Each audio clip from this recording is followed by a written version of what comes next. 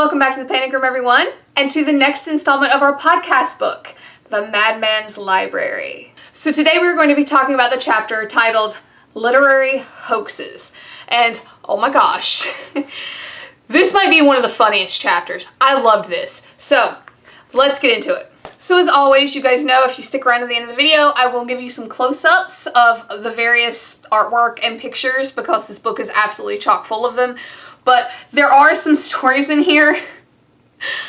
I have said probably in every one of these videos that humanity doesn't change. And holy God, is that not that much more apparent in this chapter. So guys, first off, I wanted to talk about one that is way far back in history with the Greeks. Because, like I said, humans don't change very much. So this one actually started with the Stoic philosopher Dionysius the Renegade. And some referred to him as the Spark, which is probably what I will refer to him as, just for the sake of pronunciation. And as a joke on his former teacher, apparently he wrote a fake tragedy titled The Parthenopaeus. And so apparently his teacher fell for it. Like, even after the Spark showed him all of these little, like, clues and tidbits that he had put in the book, his teacher thought it was a legit play, like one of the major people of the day. And it doesn't stop there.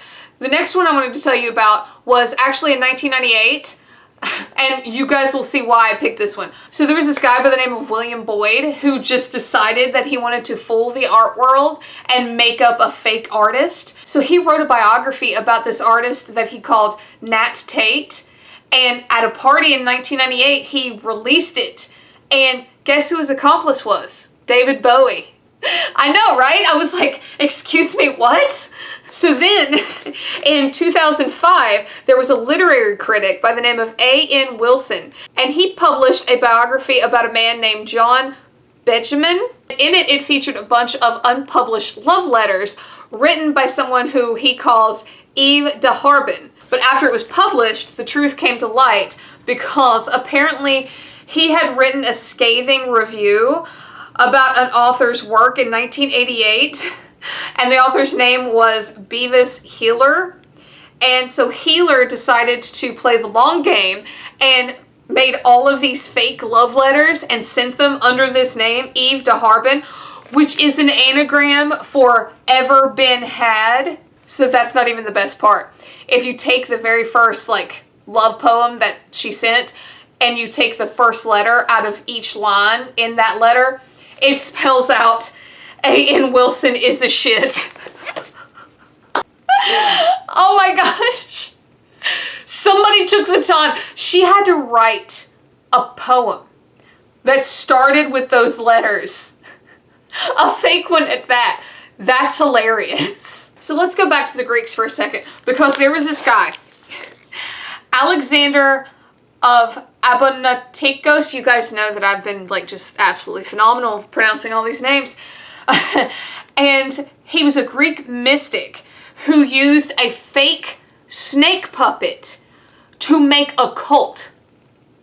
So this cult, like, he fooled a bunch of people because, like, he could control this snake, but it was just a puppet, and he had them convinced like there was this god that reincarnated into the snake and all this shit. But check this out. Look, that's a statue to it. And then this down here, that's a banknote.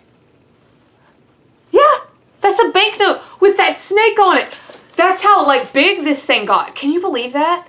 With a snake puppet. Oh, and you want to talk about a dude that commits to his lies? Check this guy out. George Salmanazar. This guy right here, look at that smug face. So in the 1700s, this guy convinced a bunch of people in England that he was a Formosan. Because at the time, you don't know about other parts of the world. They didn't, like, get on a plane and fly to other places like we do now back in the 1700s. So he had convinced these people that he was, like, from this tribe, right? And of course, at the time, they were like, but you're so pale. How can you be from a tribe? So he had them convinced, get this, I mean, this absolutely blows your mind.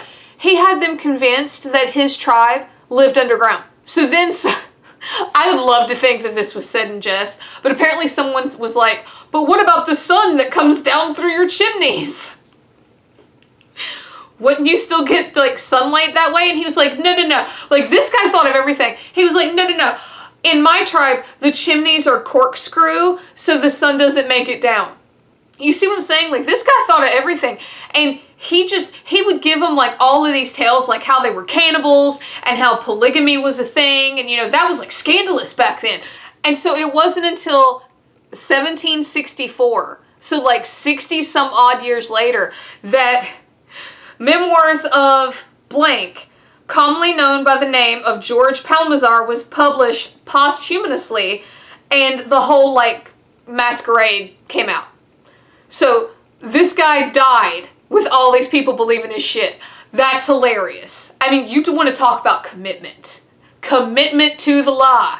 So while this was all going on with our fake Formosan, you know, around the same time, you have a guy by the name of Jonathan Swift, and he wrote a satire called A Modest Proposal, who was inspired by this guy. It's about child eating.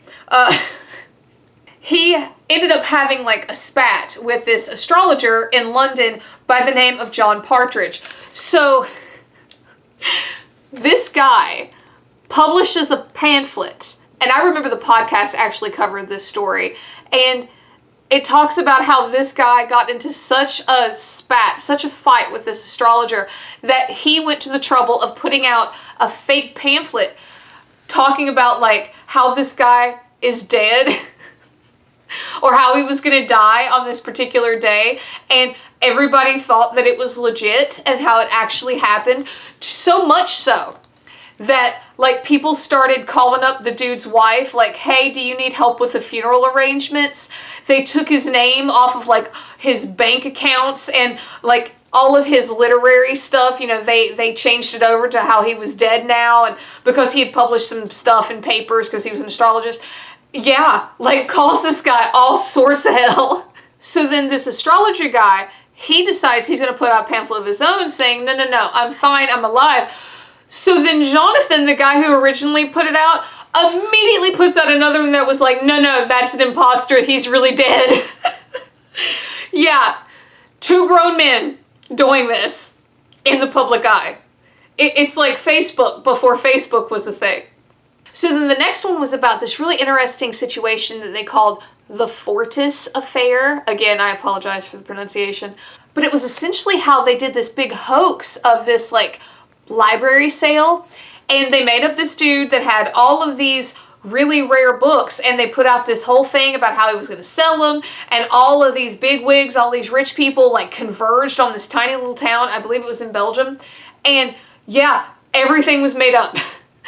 All of it, the location, everything. But what's hilarious is that they found out who did it, and you know, at one point all of the rich people and all of the people who came to buy these books were like milling around outside of this supposed address that didn't exist, and they all said like, well, I saw that guy in the group with us when we were all outside wondering what was going on. So can you just see, there was some dude who enacted this whole thing, got these people to come from all the different like four corners of the world, and all he did was stroll his happy ass through that group smiling. That is such perfection. Oh my gosh, I love that. So guys, here is one of the like little pamphlet things of that fake sale. Right there. Isn't that hilarious? Like, somebody went to so much trouble, you know? And again, all he did was just walk through and like smile like an ass at everyone because he knew what he had done. Oh, and get this, you know how you hear like nowadays about like fake news and all this? Apparently that was like a real big deal back in the day because, you know, they probably didn't have the rules and crap like we do now. Like, apparently if it was just a slow news day, journalists and stuff would just make shit up just to fill up space.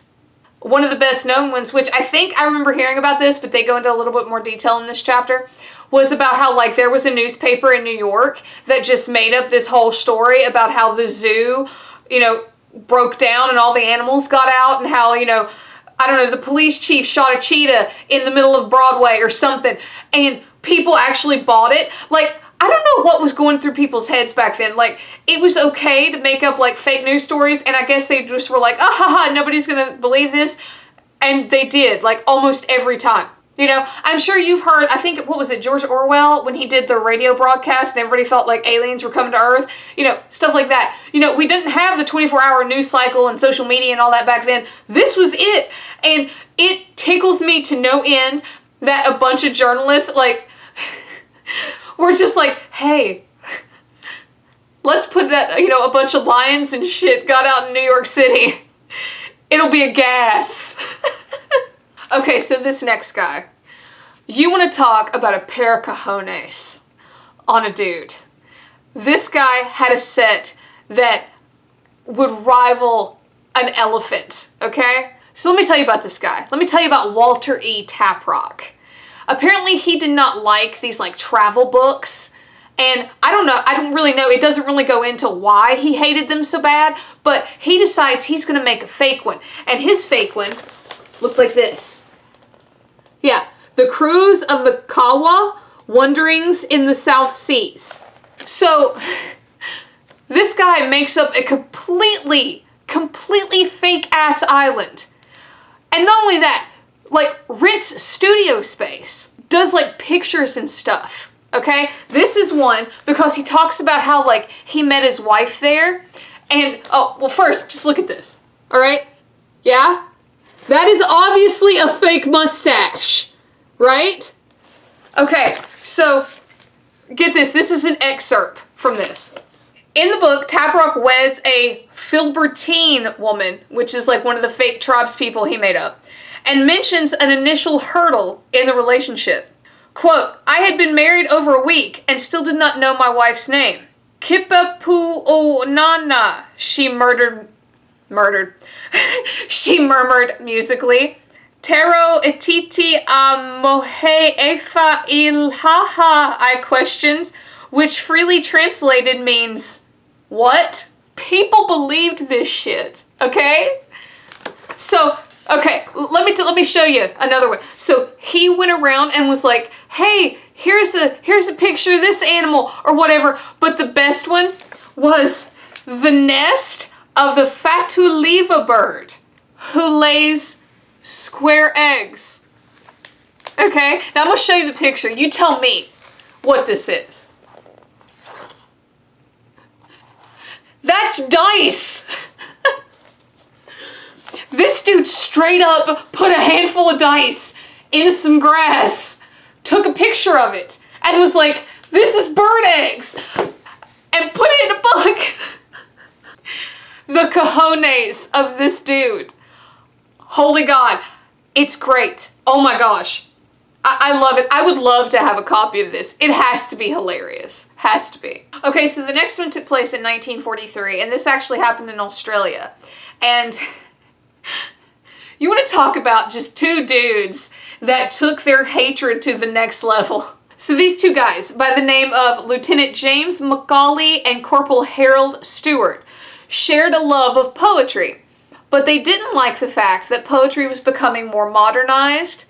So they took it upon themselves to write a crapload of fake poetry. And they would do things like take phrases from Rittman's Rhyming Dictionary and make poems about things like mosquito swamps and stuff like that. So they sent it into this Australian literary journal by the name of The Angry Penguins, which was a magazine really like pushing this artistic modern poetry, right?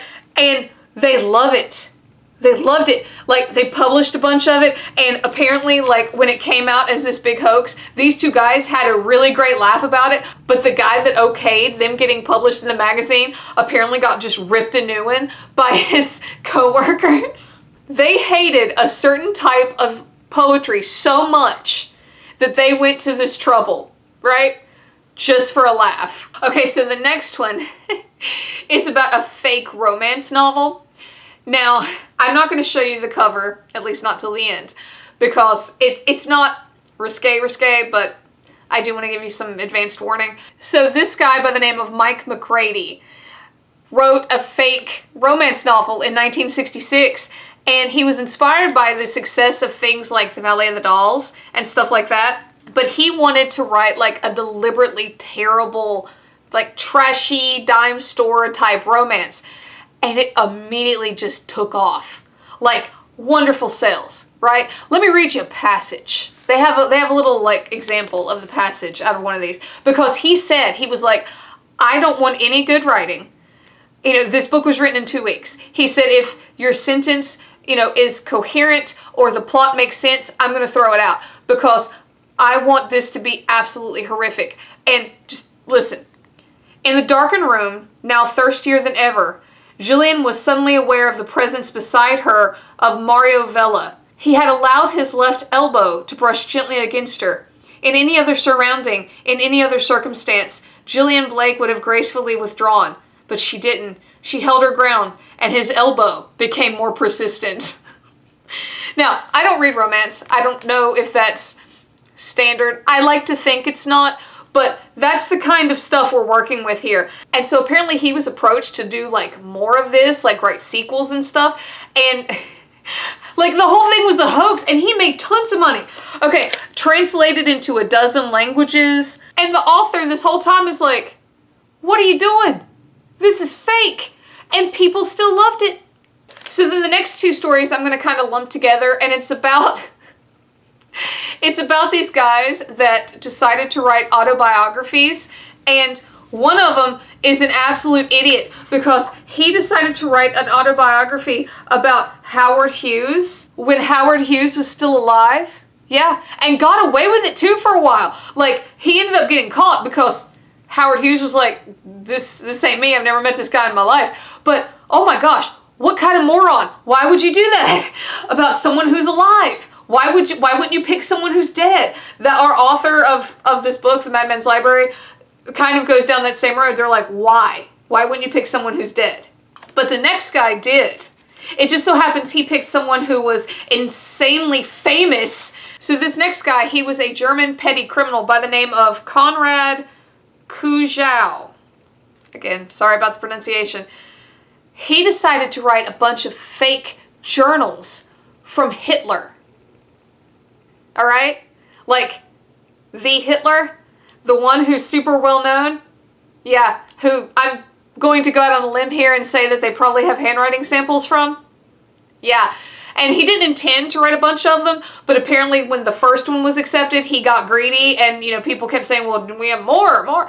So the great part about this, the part that I really wanted to mention, is that apparently our friend Conrad here was not the sharpest tool in the shed because he started to run out of ideas to put down. So get this. This is how he was caught.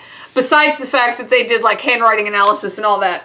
In some of these journals, this is the kind of shit this man wrote. So some of his books are filled with the unlikely laments of things like, the English are driving me crazy, and how on earth does Stalin manage it? Apparently the dear Fuhrer also grumbled about his horrible flatulence, his terrible breath, and in December of 1938 wrote, now a year is nearly over. Have I achieved all my goals for the Reich? Save for a few small details, yes. And he also notes in the margin, I must get tickets to the Olympic Games for Eva. Is there any wonder this guy got caught? So guys, I'm going to end that here. Obviously, stay tuned. I'm going to give you guys some close-ups of some of the various pictures in this chapter, just like I have in the previous videos. But let me know what you think. I thought this one was exceptionally hilarious. Just the idea of these different hoaxes and how they were put forth. I absolutely loved it. So, but let me know what you think down below. What do you think about these literary hoaxes? Did you know about any of them? Let me know. And guys, thanks for hanging out for another video. Please like and subscribe. It would really help me out. And until next time, bye for now.